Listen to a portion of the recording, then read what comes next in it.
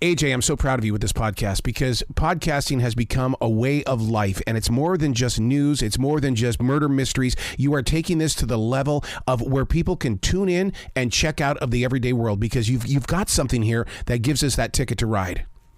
Oh, well, thank you so much for saying so. Yeah, I am loving it. And it came about because I'm a writer, and I wrote a book about puzzles because I love them, all kinds, crosswords, jigsaws. And my favorite part of doing the book was the audio book, yes, where I read puzzles out to the listeners. And I'm like, you know what? I would like this if I'm in the car for 5 minutes. I want a fun little puzzle, get that aha moment, and yeah, take me out of the day's stresses. So it's like, like people like, what's it called? The spelling bee. This is like the spelling bee for your ears. See, and the thing that I like about this is, first of all, I think you're on this show today because my mother probably brought you here because my mother loves puzzles, and she would say, "I'm exercising my brain," but she lived to be well into her 80s, and she always said it was because she did puzzles every day.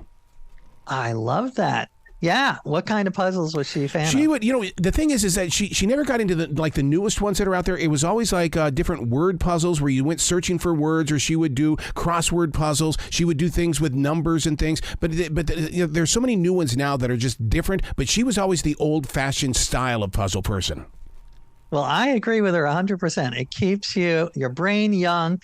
I mean, I don't actually like going to the physical gym, but I like puzzles, which are mental gym, and it's much less painful because you get that aha moment.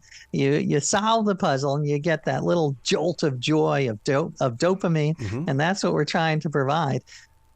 I love the idea that you got it at 5 minutes because I believe that every city, it doesn't matter if you're in New York, LA, or even Charlotte, North Carolina, every town is a 20-minute town. They've designed these cities so that everything is about 20 minutes away. So with us escaping with you for 5 minutes, that's like listening to a Beatles song or listening to Foreigner or Journey. It's just enough time to take it in.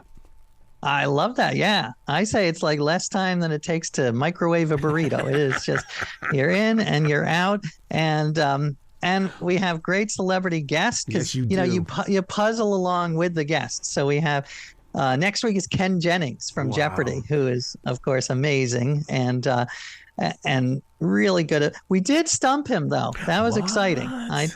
Don't you love those moments? I love those moments where you just kind of just go, oh man! Now you learn from their moment of being stumbled. Exactly, and he of course he was great and got 95% of them, but the one it felt made him more human when he and the puzzle was actually one. It was sort of an audio quiz. It was name that game show sound effect. Oh my god! So I would play him like and I can't really do it exactly, but we would play him a sound effect like and he would have to say, "Oh, that's from Family Feud." Right. That's the wrong answer from Family Feud, and he got most of them, but he missed a couple. He missed one that was what was it? It was like a Wheel of Fortune. Well, see, it's because if I played you the real one, you might get it. Okay. Wheel of Fortune is an excellent guess, but it's actually another wheel on The Price is Right. Oh, of course it is. Big wheel. So yes, so he missed that, and we felt like, all right, at least we got him on one.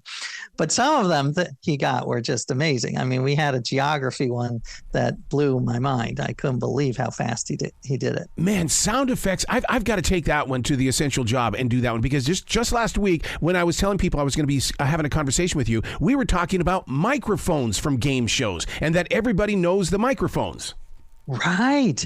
Yes, exactly. Well, that was my clue to him. I said, this game show has a very long microphone. And he said match game. Yes. But that is funny. I know. It is so weird. They have that very signature type microphone. Now, doing a puzzle podcast versus doing the puzzling, it's still a great way to really kind of put it into your own life. Do you find yourself working out the puzzles of life as well? And you have the patience and the calm in order to see it through?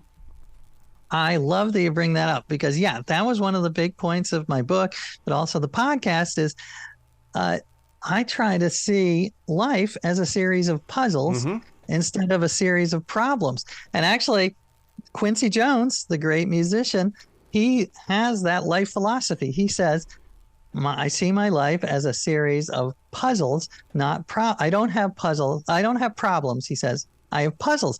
Because when you see, getting a job or finding a mate as a puzzle instead of a problem, it is much, much more manageable. It's less stressful. You feel it's more solution oriented, and it's much more empowering. So I am a huge fan of just the puzzle mindset is what I call it. Yeah, breaking it down. And I call that defragging. So taking those puzzles, break it down, learn to listen to it, and see if you can come up. I'll pick up dictionary.com and come up with different words as a way of just kind of changing the habit. And it all comes from, working the puzzles inside the head.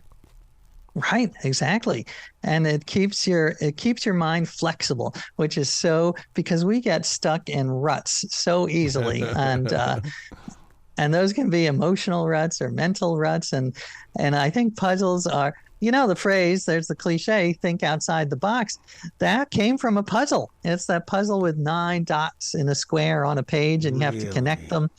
And the only way to do it is to go draw outside the box. So that's one thing I love about puzzles. Now, with you being a puzzle professional, there's a new magazine out that basically says what's wrong with this picture, and the whole entire book is nothing but the pictures that look exactly the same, but you've got to identify what's wrong. Is that considered a puzzle as well? Oh, yeah. In my book, I have a chapter on that.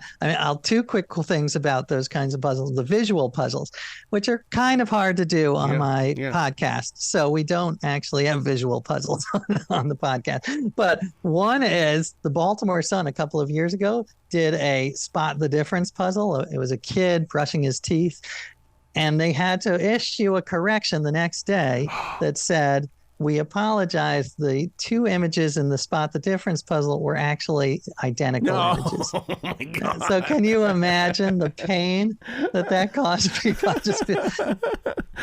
And the other visual fact that I like is I did a little section on Where's Waldo, which is a huge phenomenon. Where's Waldo is one of the most banned books in history, according to the American Library.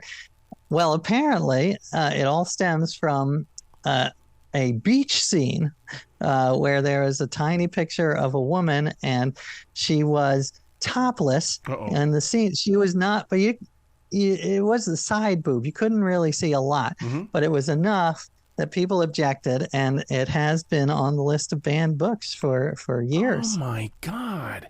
Yeah, because I'll tell you what, Where's Waldo? Here's how it trained me in the everyday life, is that when I became a martial artist, a 3rd degree, I used Where's Waldo as a way to open my eyes and be aware of all things. And so that was the way that I trained myself as a martial artist, was using one of those. I love that.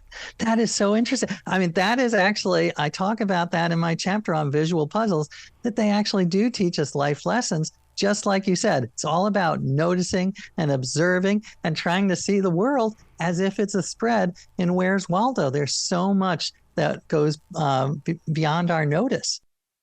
So now, how do you prep everybody for each episode? Is it ad lib? Do you go, or do you say, okay, this is the perimeter that we're going to be in, see if we can stay within it? Because when you've got 5 minutes, that's some serious discipline right there.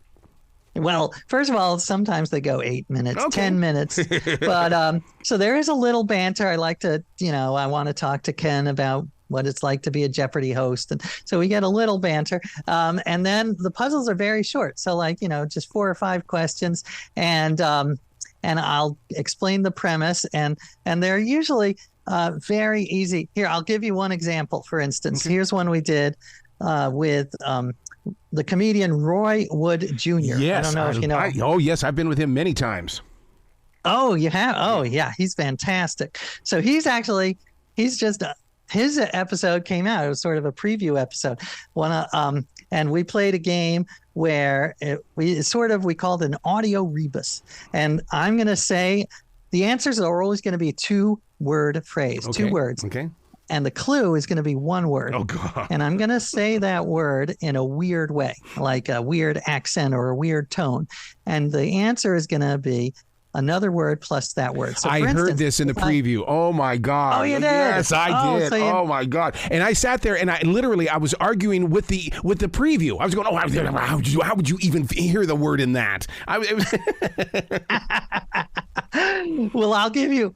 Well, you heard the preview. Let me give you one from the preview, and then I'll give you a new one, and you can see if you. All right. So one from the preview was like, I think it was in the preview. Chairs. Chairs. So that is chairs, but I say it in a certain way. So what word comes before chairs? Oh. I said it in a singing way. So it is a kids game that you run around and musical chairs. Okay. Musical chairs. Yeah. Exactly. Oh my God. How do you come up with this stuff? Well, I do love coming up with it. And I mean, it's a little bit of an acquired skill, but not much. You just look for, you just say, you know what, that could be a puzzle. Like if someone said a phrase in conversation like Southern hospitality, and I'm like, oh, that's interesting. What if that were a clue like hospitality? And the answer was Southern hospitality. So you just look around, like you said, with Where's Waldo, look around life and there are puzzles everywhere. You are so right about that. And see, I always call myself, and I'm sure maybe you are as well, that we are silent wolves. We sit beneath the brush of a tree and we watch life and we document things and then we bring it out to the people and they're going, oh my God, I was just thinking about that. I know, I just saw you do it.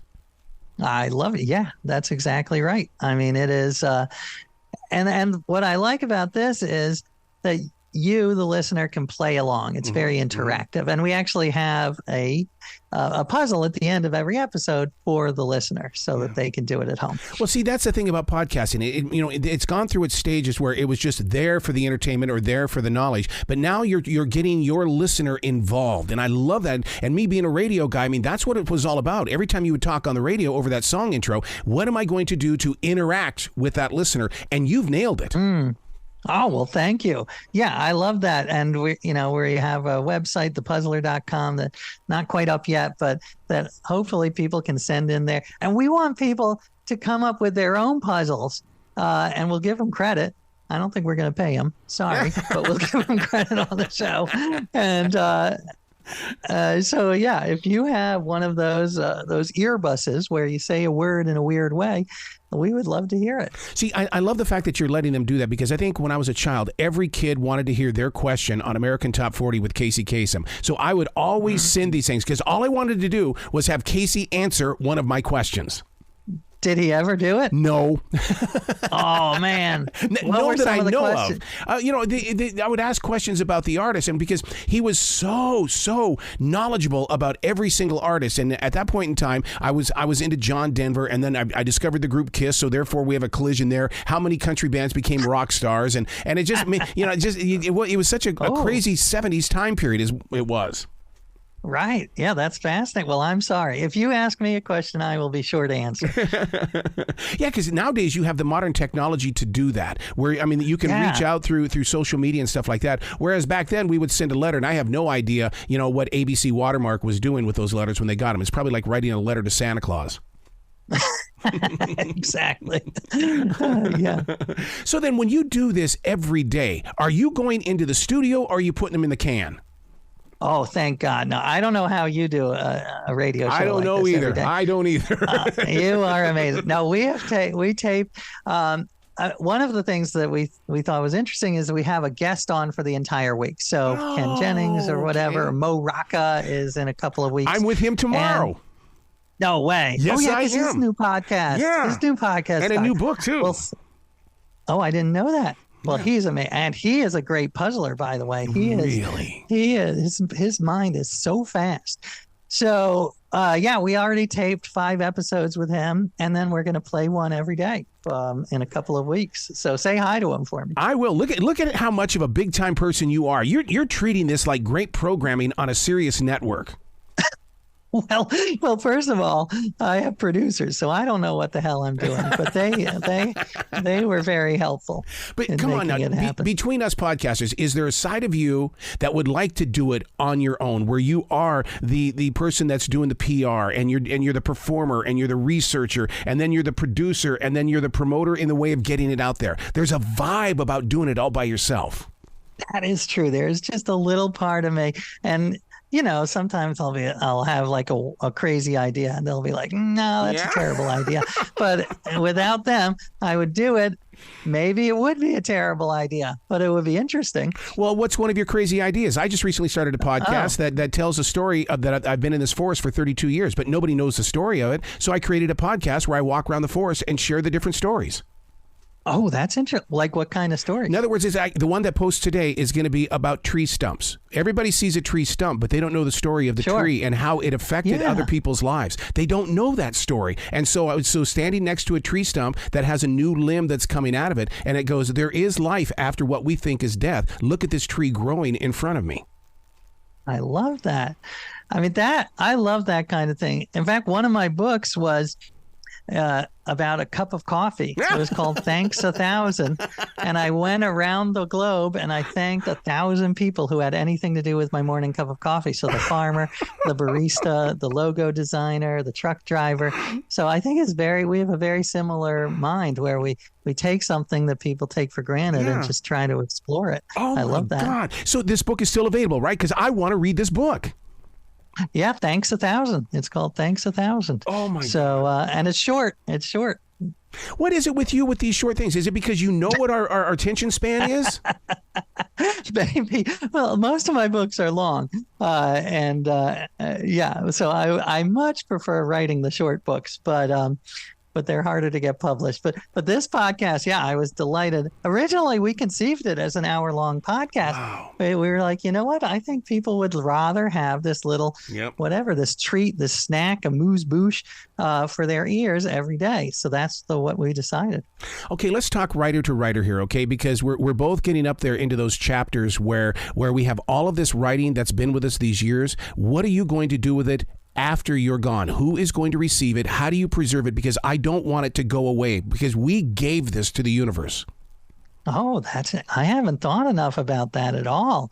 What's your plan? I need some inspiration. I've got to get it into the hands of somebody who is very, into forests and into the spiritual side of life, but they also want to go through their changes and challenges. Like, for instance, people don't know what happened on September 11th. They know the headlines, but as a radio broadcaster, I wrote everything down as what we did as broadcasters. Wow, yeah. And there's going to be a time period where people are going to they're not even going to remember that day anymore, and that's so sad. Right. Well, I mean, that is the good thing is, if this were 200 years ago, most of what you wrote would disappear or be burned in a fireplace. Mm-hmm. But it is, if people search on the internet, they will find it. So for better or worse, the internet can definitely take you down some terrible alleyways, but it also is good for preserving knowledge. Well, I love your podcast. It is in the front seat of my car and when I'm driving, because I'll sit there and I when you did the thing with Roy Wood on that I kept listening to it over and over again, just the introduction, because I wanted to figure out how you were doing that game and how you were being able to do it. So I can't wait to hear more of those little challenges of words. Well, thank you so much, Arrow, and I can't wait to listen to your forest podcast. That sounds amazing. Thank you so much. Please come back to this show anytime in the future. AJ, the door is always going to be open for you. I love to hear that. I will take you up on that, whether you want me or not. Well, you be brilliant today, okay? You too. Thanks, Arrow.